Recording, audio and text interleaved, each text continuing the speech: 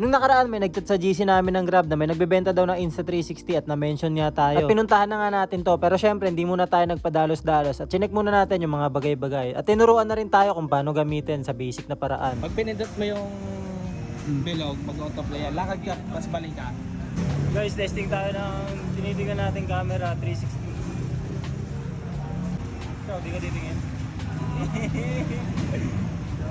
Mukha namang naalagaan yung unit dahil yung outer case niya ay wala namang gasgas kahit yung lente. May minor lang pero hindi naman ganun kahalata. At hindi naman ako maselan pagdating sa mga ganung bagay, lalo't kung second hand yung bibilin mo. Kung gusto mo nang makinis, syempre dapat brand new yung bilin mo. At i-consider mo kung second hand na may mga gantong slightly issues lang naman na hindi nakaka-apekto sa performance ng unit na bibilin mo. After natin ma-check, syempre papaalam pa natin yan kay madam kung goods ba na bumili tayo ng Insta360 ng biglaan.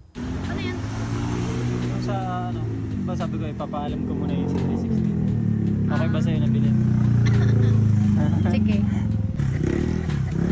Tara, bili na natin. Bili na natin.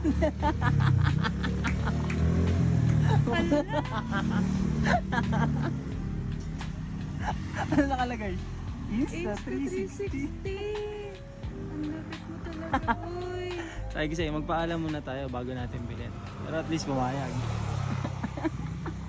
Ang galing mo, boy. Under the boughs where the shadows play, the wind hums songs at the break of day.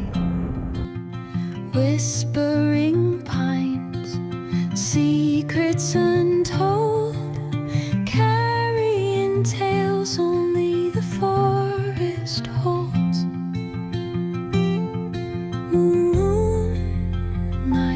That guys, si payag, di ba? Okay, okay. Pwede tayo sa gawa ng okay. Okay.